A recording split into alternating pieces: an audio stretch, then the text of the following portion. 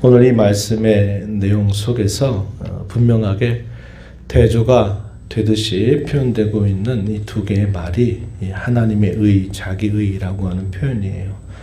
신앙생활을 똑같이 하는 것처럼 보여도 그 신앙의 내용을 잘 들여다 보면은 하나님의 의를 따라서 하나님을 기쁘시게 섬기는 사람이 있는가 하면 자신이 무엇인가를 하겠다. 그래서 자신의 의를 앞세우고 그 의를 따라서 신앙생활을 하는 사람들이 있습니다. 내용적으로는 그것이 뭐 큰 차이가 있겠나 싶은데요. 그 결과는 대단히 큰 차이를 가져다 준다 하는 거예요.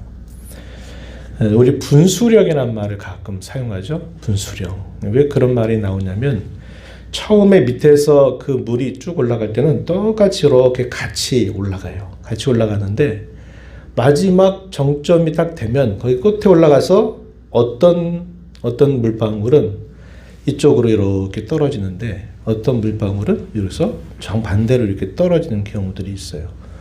똑같이 올라갔지만 떨어지는 곳이 달라요. 그래서 그걸 분수령이다 이렇게 말합니다. 갈라지는 시점을 말하는 거죠. 우리 신앙도 그렇다 하는 겁니다. 우리가 잘 아는 바울 사도는 유대교에 있어서는 다음 세대의 리더입니다. 촉망되는 리더로 그가 오랜 세월 동안 훈련받고 또 거룩한 삶을 살고 바리새인으로 그가 오랜 세월을 살아와요. 바리새라고 하는 말이 구별되었다라는 그런 뜻을 가지고 있는 표현입니다. 그래서 유대인들 가운데 2,000명에서 한 명이 나올까 말까 할 정도로 대단히 종교적으로는 최고의 엘리트를 말합니다. 그래서 모든 자녀들이나 모든 유대인들의 경우는 내 자식이 바리새인이 된다면 이보다 더 귀한 게 없을 것이다 이런 생각을 했고 바리새인들은 대단히 온 백성들로 하여금 칭송을 받고 또 거룩한 사람들로 인정받는 그런 인물들이었어요. 그 중에서도 꼽으라 그러면 꼽혔던 그런 인물이 바로 바울 사도였습니다. 그런데 그가 참 오랜 세월 동안 하나님을 사랑했고 섬겼고 또 그가 받은 그 율법에 대하여 그와 같이 열심히 있게 그 율법의 말씀을 암송하고 가르치고 또 그것을 전하고 그대로 살아가는 그 일에 있어서 누구보다도 참 열심을 가지고 있었던 그의 삶이 어느 순간에 그가 바뀌게 되죠. 그 바뀌게 되는 그 순간까지는 자신이 어떤 삶을 살았는가를 정확하게 볼 수 있는 시각이 없었어요. 그런데 우리가 잘 아는 것처럼 다메섹으로 가는 도상에서 부활하셨던 주님이 나타나시게 됨으로 말미암아 그가 이제까지 어릴 때부터 그가 익히고 살아왔던 그 모든 삶, 그가 그토록 바리새인으로서 자부심을 가지고 살았던 그 모든 삶이 한순간에 다 무너져 버리는 그런 경험을 하면서 그의 인생의 대전환점을 맞게 되었다 하는 겁니다. 그래서 자신이 과거의 삶이 어땠는가를 되돌아보고 또 자신이 지금 살고 있는 삶을 되돌아보니까 너무나 많은 차이를 가지고 있다는 것을 알게 돼요. 로마서는 우리가 잘 아는 복음의 진수를 잘 드러내는 성경으로 알려져 있습니다. 바울 사도가 한 번도 방문해 보지 못했던 이 로마에 복음을 듣고 거기에 주의 교회가 세워졌다고 하는 소식을 듣고 그곳에 방문하기를 간절하게 바라는 마음을 가지고 로마서를 기록을 하게 돼요. 그리고 우리가 잘 아는 것처럼 사도행전을 통해서 보니까 결국은 그가 그토록 소원했던 그 로마를 찾아가게 됩니다. 그런데 그가 죄인의 신분으로 이 로마를 찾아가게 되는 일이 있었다는 것을 우리가 보게 되죠. 그래서 이 로마서에서 그가 거듭 말하는 것이 자신의 과거의 신앙생활과 자신이 부활하신 주님을 만나고 난 이후의 신앙생활이 얼마나 다른가 하는 것을 너무나 뼈저리게 경험을 했어요. 복음을 전하다가 그가 그 마음속에 무거운 짐처럼 가지고 있는 그의 생각이 있습니다. 그게 뭐냐면 자신과 똑같은 생각을 가지고 오랜 세월 동안 신앙생활을 하고 있는 자기의 동족 혹은 자기의 민족들에 대한 간절한 바람이었어요. 그것에 대하여 바울 사도가 이 로마서의 후반부에서 그런 이야기를 하는데 오늘 본문에 보면 그런 이야기들이 잘 표현됩니다. 1절 한번 보실까요? 10장 1절에 보면 바울 사도가 이렇게 말합니다. 형제들아, 내 마음에 원하는 바, 하나님께 구하는 바가 있다. 그것은 이스라엘을 위한 것이다. 이렇게 말합니다. 자기의 동족, 자기 민족을 향하여 그의 마음속에 간절하게 바라는 소원이 있고 자신이 하나님 앞에 늘 간절하게 구하는 바가 있는데 자기 민족을 위한 것인데 좀 더 구체적으로 설명하기를 뭐라고 말합니까? 이스라엘의 구원을 위하여 내가 간절한 마음을 가지고 있다. 이렇게 이야기를 해줍니다. 당시에 대부분의 유대인들은 어떤 생각을 가지고 있었습니까? 예수님 당시에도 그렇고요. 그들은 아브라함의 자손이라고 하는 자부심을 가지고 있었습니다.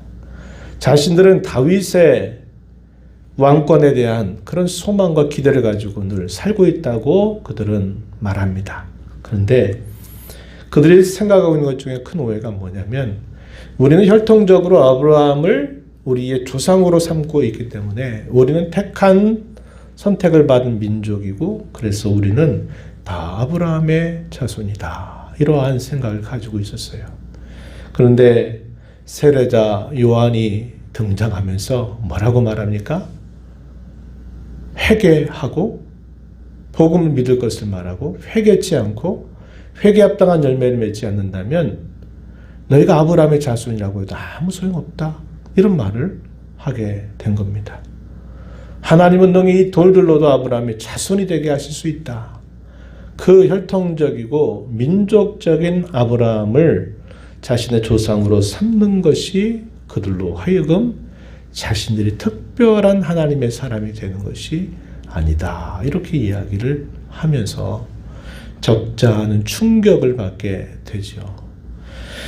그리고 세례자 요한이 또 소개했던 예수님이 친히 또 그런 말씀을 계속 하시잖아요. 그래서 예수님이 하신 말씀도 이스라엘 민족을 하나님이 택하셨다. 그래서 모든 이스라엘 자손들이 아브라함의 자손이라 해서 그들이 다 구원함에 이르는 것은 결코 아니다. 이렇게 예수님도 말씀을 하시게 된 겁니다. 그래서 제가 거기 표현한 것처럼 민족적으로 이스라엘을 선택한 것 자체가 곧 그들을 구원하신다고 하는 선택과는 다르다. 구별이 되어야 된다 하는 것을 우리가 알게 되는 겁니다. 그럼 그들이 왜 이렇게 구원을 받지 못하는가? 사도가 소개하기를 이렇게 말했어요. 2절에 하나님께 대한 열심은 대단하지만 그러나 그 열심이 올바른 지식을 따르지 않은 것이다. 이렇게 말하는 겁니다. 그들이 유대인이고 그들이 특별한 하나님께로 부름받은 기회를 받았음에도 그들이 구원받지 못하는 이유는 하나님을 사랑하거나 하나님을 위하는 그 열심은 아주 특심이지만 그러나 그 열심이 참된 진리 지식을 따르지 않고 있는 열심이다. 이렇게 말하는 겁니다. 이것은 우리가 이스라엘 역사를 통해서 거듭 확인하는 내용들이죠. 분열왕국 시대에 접어들어서 그들이 하나님을 등지고 우상들을 섬기고 하는 중에도 그들이 종교적인 열심이 얼마나 특심이었는가 하는 것을 선지서들은 우리에게 보여줘요. 그러나 그것이 그들을 하나님 앞에 서게 하지는 결코 못한다 하는 것을 거듭 이야기를 했던 것입니다. 그래서 사도도 말하기를 그거예요. 하나님을 향한 남다른 열심을 가지고 있는 내 동족들, 자신의 과거도 그랬잖아요. 하나님 열심 때문에 그가 예수를 구주로 믿는 사람들을 박해하고 다니는 일을 했잖아요. 그런데 이 유대인들이 여전히 그 모습 속에 갇혀 있는 것을 그가 보면서 이래서는 안 된다는 것을 말해주는 거죠. 그래서 이 부분에 대해 좀 더 자세하게 설명하는 말씀이 쭉 이어지는데 3절에 보면 뭐라고 말하냐면 이들은 하나님의 의를 모르고 있다 이렇게 말합니다. 그리고 자기 의를 세우려고 하다가 하나님의 의를 복종하지 않고 있는 것이 큰 문제다. 이렇게 그 문제의 핵심을 사도가 이야기해줘요. 그래서 여기서 서로 대조되고 있는 말이 하나님의 의와 자기 의라고 하는 것이 완전히 대립되고 있다 하는 것을 사도가 소개를 해줍니다. 그러면 이 하나님의 의에 대해서 뭐라고 설명하냐면 우리가 읽었던 말씀 이 뒤에 좀 보면요. 5절에 한번 보면 5절, 6절에 그것이 소개가 되는데 똑같은 말을 다르게 표현하는 겁니다. 하나님의 의라고 하는 것에 대해서는 6절에 보면은 뭐라고 말하냐면 믿음으로 말미암는 의다 이렇게 표현했고요. 자기 의에 대해서는 뭐라고 이야기하냐면 5절에서 우리가 확인하는 것처럼 율법으로 말미암는 의 이것을 자기 의라고 소개를 해줘요. 그래서 하나님의 의, 자기 의가 하나는 믿음으로 말미암는 의냐 율법으로 말미암는 의냐 하는 것에 서로 대립되고 있다 하는 것을 소개를 해줘요. 그럼 이 하나님의 의에 대해서 사도가 이어지는 말씀에서 뭐라고 설명하냐면요. 그리스도께서 율법의 마침이 되셨다. 그런 말씀을 하십니다. 4절 말씀에. 그렇게 되심으로써 그리스도께서 모든 믿는 자에게 의로움이 되셨다라고 말하는 것이 하나님의 의에 대한 사도의 설명입니다. 그러나 반대로 이 자기의라고 하는 것은 율법으로 말미암는 의인데 5절 말씀을 보니까 뭐라고 설명하냐면 율법으로 말미암는 의를 행하는 사람은 그 의로 살리라 하였다. 행하는 그의 행위로 의로움을 얻게 된다라고 말하는 것에 대하여 여기 율법으로 말미암는 의다. 다르게 말하면 스스로 율법을 자기 스스로가 지켜서 얻는 의로움 이것을 자기의 혹은 율법으로 말미암는 의다 이렇게 말합니다. 당시 유대인들의 생각은 어땠습니까? 그 율법이라고 하는 것을 지키기 위해서 무엇을 해라고 하는 명령과 하지 말라고 하는 명령들을 만들었어요. 그 만든 게 무려 613가지였다고 말합니다. 하라고 하는 것과 하지 말라고 하는 것을 율법을 지키기 위한 세부적인 그런 규칙들로 제시를 했어요. 그런데 그 율법에 있어서 중요한 게 뭐냐면 뭐가 빠졌냐면 그 율법을 주신 하나님의 뜻과 그분의 마음과 기대가 빠져버리게 된 거예요.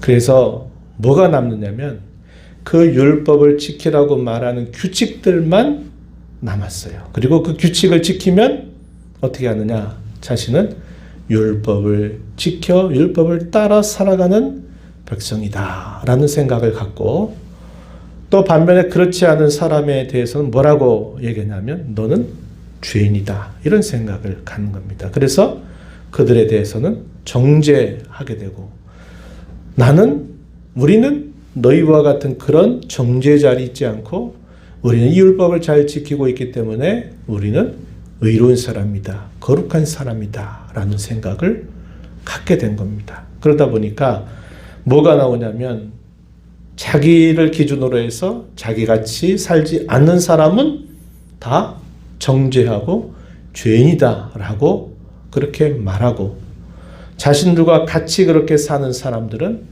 우리야말로 진정하게 율법을 지키는 사람이요 거룩한 백성이고 하나님은 우리들을 구원하시지 너희 같은 사람은 구원하시지 않는다 이런 생각을 갖게 된 겁니다. 예수님께서 신랄하게 이 종교 지도자들과 당시 유대인들을 책망하실 때 뭐라고 말합니까? 너희가 율법에서 하라고 한 거 하지 말라는 것은 너희가 따르면서도 정작 중요한 걸 잊어버렸다 그랬어요. 뭐냐면 의와 인과 신은 너희가 잊어버렸다. 마태복음 23장 23절 이하에서 그런 말씀을 하세요. 우리가 최근에 새벽에 출애굽기 말씀을 쭉 읽어오면서 출애굽기 20장에서 우리가 소위 십계명에 대해서 읽을 때 이 십계명을 읽는 길이 있다 그랬어요. 해석하는 길이 있다 그랬어요. 그것은 하라고 하실 때는 어떤 것을 하지 말라고 하시는 주님의 뜻이 있는구나. 또 무엇인가를 하지 말라라고 말할 때는 이런 것들은 하라고 하는 그런 뜻을 가지고 이렇게 말씀하시는구나. 이것을 동시에 생각하고 그 율법을 주신 분의 의도와 그분의 뜻과 기대를 먼저 생각하는 것이 가장 중요하다. 그런 말씀을 드렸어요. 근데 이것이 시간이 흘러가면서 특히 예수님 당시에는 이런 것들이 다 그 속에 있는 것들은 다 사라져버리고 소위 종교 지도자들이 가르쳤던 613가지 정도가 되는 세부적인 규칙들을 그걸 가지고 지키면 율법대로 사는 것이고 못 지키면 그는 죄인이다 라고 이렇게 여기면서 살아왔던 겁니다. 바울 사도 자신도 역시 그러한 가르침을 어릴 때부터 교육받아서 또 그것으로 당시 이스라엘 백성들의 차기 종교 지도자가 돼서 이끌어갈 그럴 사람이었다는 것을 우리가 알게 되는 거죠. 그래서 사도는 이 부분에 대하여 그렇게 말하는 겁니다. 결코 이 율법을 지킬 수 있는 자도 아니거니와 이 율법을 통해서 자신 스스로가 의롭다함을 받을 사람은 이 세상 그 어느 누구도 있을 수 없다. 이렇게 말하는 겁니다. 왜 그럴까요? 그 율법의 진정한 정신, 그 뜻을 생각할 때 율법 앞에 내가 지킬 수 있다고 말할 사람은 아무도 없기 때문임을 말해주고 있는 거예요. 그렇게 생각하는 사람들에 대하여 사도는 우리 주님 예수 그리스도께서 이 율법의 모든 마침이 되셨다 이 말은 율법의 모든 요구를 그분이 다 담당해 주셨다. 감당해 주셨다. 율법을 지키지 못함으로 말미암아 주어지게 될 율법의 저주와 형벌을 그분이 대신 다 갚아 주셔서 이 율법의 마침이 되셨고 그러하기에 그 그리스도를 믿음으로 받는 사람이야말로 주님이 이루신 그분의 의로움을 전가받게 된다. 그 의로움을 얻게 돼서 그것이 바로 구원에 이르게 되는 것이다. 이렇게 이야기를 하는 겁니다.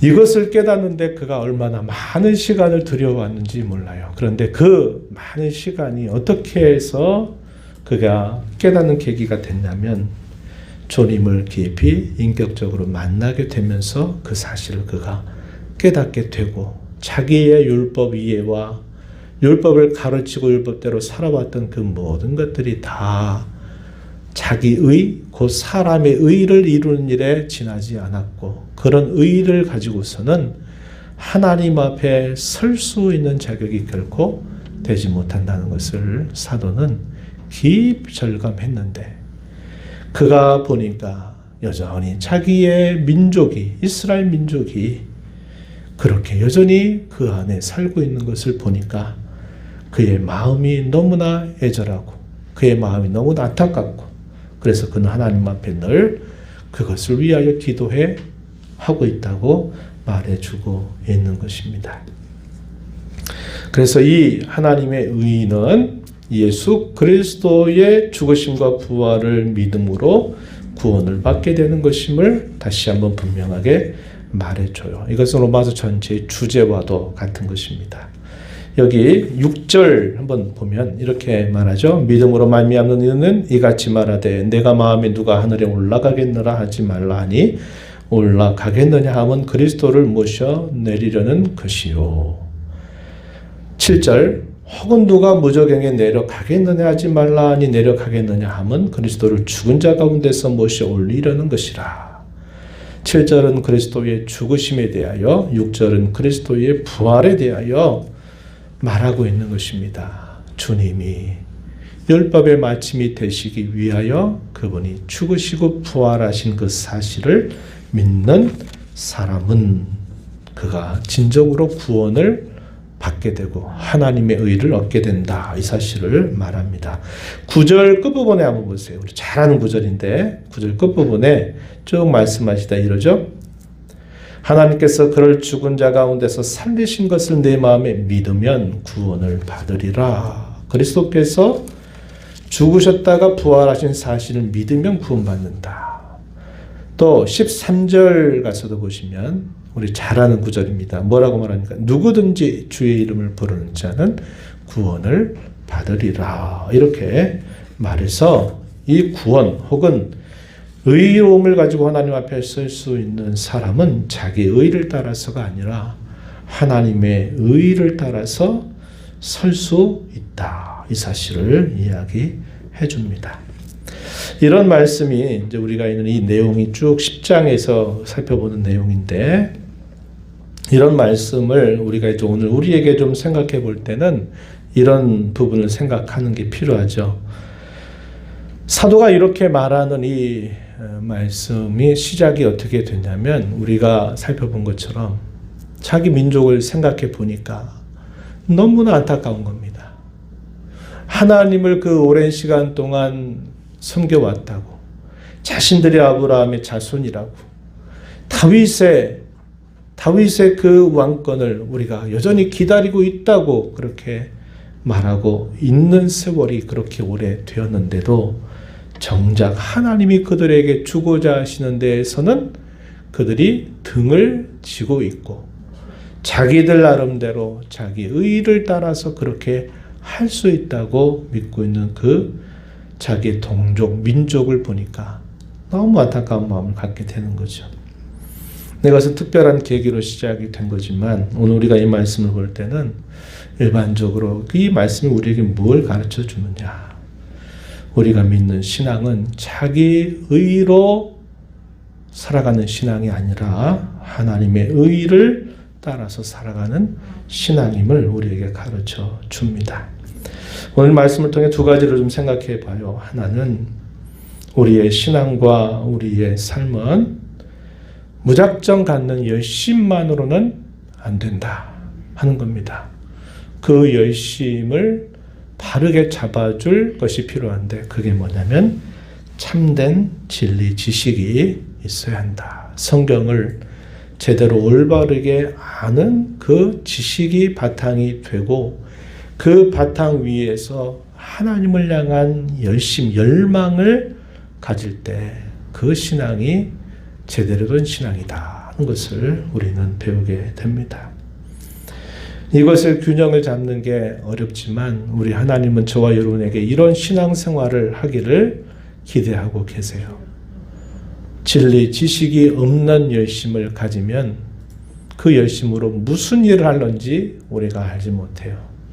또 반대로 하나님 말씀을 알고 있다고 또 자부하면서 그 아는 것에 스스로 갇혀서 자신이 그 하나님의 은혜에 대한 감격과 그 은혜에 대한 그런 열망과 기대, 하나님의 그 바라심을 또 생각지 않는 신앙도 역시 바르지 않은 것이다 하는 것을 알게 됩니다. 그래서 우리는 참된 하나님의 말씀의 가르침에 확고하게 서서 그 말씀의 가르침에 따라서 신앙에 대한 진지한 열망과 열심을 우리는 그것을 회복해서 이것이 잘 균형을 이루는 신앙생활이 되어야 한다 하는 것을 다시 한번 우리가 이 말씀을 통해서 배우게 됩니다. 어떤 사람을 우리가 성도들을 딱 보면 이게 딱 구별이 될 때가 많아요. 그죠? 암흑의 성도를 볼 때는 참 열심도 있고 참 헌신적인 사람인데 아쉬운 게 뭐냐 했더니 하나님 말씀에 대한 열망이 모자라요. 그런 경우들이 또 있어요. 또 반대로 저분은 굉장히 하나님 말씀을 알고 싶은 열망이 있긴 한데 뭔가 이렇게 열심과 진지함과 헌신이 없어 보이는 그런 분들이 또 있다 이 말이죠. 그래서 우리의 신앙의 생활은 이 두 가지가 다 조화와 균형을 이루는 신앙이 되어야 된다 하는 것을 다시 한번 확인하고 하나님, 내가 혹시 주의 말씀을 아는 것이 올바르게 분별하는 것이 모자라면 그 일에 대하여 하나님께 기도하고 내게 헌신과 내게 실제적인 행실이 모자라도 있다고 생각하면 하나님, 올바른 하나님의 말씀에 대한 터 위에 내가 이러한 열심과 진지함을 가지고 살아가게 해달라고 또 우리는 기도해야만 한다 하는 겁니다. 두 번째는 자기 의로 구원받지 못하고 하나님의 의로 구원받는다고 하는 사실이에요. 이것이 그냥 우리의 진리 지식에 대한 것만 멈춰 있는 게 아니라 이것이 아까 초도에 말씀을 드렸듯이 우리의 신앙의 분수령이 될 겁니다. 그래서 같이 올라갈 때는 같이 이렇게 물줄기를 타고 샥 올라갔는데 나중에 신학의 딱 그 정점에 이르렀을 때 전혀 다른 곳으로 이렇게 갈라져 버리게 되는 일들이 있을 수 있다는 거죠. 마태복음 7장의 결론 부분, 산상수훈의 결론 부분에서 예수님 그 말씀하세요. 그날에 많은 사람들이 나에게로 와서 내가 이렇게 말할 것이다. 주여, 주여, 내가 주의 이름으로 선지자 노릇을 하였고 내가 주의 이름으로 권능을 행했고 내가 주의 이름으로 많은 그런 귀신들을 다 쫓아냈습니다. 라고 말하겠다는 거예요. 그런데 주님이 분명히 내가 분명하게 그때 그들에게 말할 거다. 뭐라고? 나는 너를 뭐라고요? 뭐라고 하셨어요? 나는 너희를 도무지 알지 못한다. 왜냐? 불법을 행했다. 이 말. 불법. 불법이 뭡니까? 하나님의 말씀의 바른 발을 무시하고 자기 나름대로 그렇게 했다는 거예요. 그러니까 주님이 결국 말하기를 나는 너희를 도무지 알지 못한다. 이렇게 주께서 그때 말씀하신다는 겁니다. 언제 얘기해요? 주님이 다시 오실 때 이런 일이 있게 되리라. 이렇게 말씀하셨어요. 그때가 뭐가 될까요? 분수령이 되는 겁니다. 그래서 옛날에 여러분 그런 얘기 들어보신 경우 있을 거예요. 아유, 저런 성도 사람은 나중에 이루어지게 될 천국에서 못 볼 거야 하는데 보는 사람이 있고, 야, 저 사람만큼은 분명히 완성될 하나님 나라에서 볼 거야. 그런데 거기에서 찾아봐도 만나지 못할 사람이 있을 거다. 그런 얘기를 우리가 간간히 듣기도 하는 겁니다. 하나님의 의를 아는 사람은요, 겸손해지게 돼 있어요. 다른 사람을 정죄하는 일에 막 빗대 세워서 막 나와 같지 않다고 저 사람을 정죄하지 않아요. 도리어 기도합니다. 바울 사도가 간절하게 원하고 기도하고 하는 것처럼 기도하는 거예요. 자신 무엇인가를 해서 사람들이 자기를 주목할 것 같으냐 할 때는 자기 자신을 숨기는 거죠. 하나님이 영광 받으시도록 그렇게 하는 겁니다. 이것이 진리 지식을 바르게 아는 것이 아까 얘기했지만 다 똑같은 것 같이 보이지만 그러나 시간이 흘러가면요, 이게 다르게 나타난다 이 말이에요. 그래서 저와 여러분의 신앙생활은 자기 의를 앞세우고 자기 공로를 앞세우는 신앙이 아니라 우리는 하나님의 의를 앞세우고 그분의 의로 말미암아 내가 값없이 구원받았다고 하는 사실들을 감사하면서 하나님께 영광을 돌리는 삶이 되어야 한다는 것입니다. 이 일을 위하여 기도하면서 저와 여러분의 남은 삶이 주님이 기뻐하시는 선한 열매를 맺어서 그 하나님께 감사와 기쁨으로 영광을 돌리는 축복된 삶이 되기를 진심으로 바랍니다.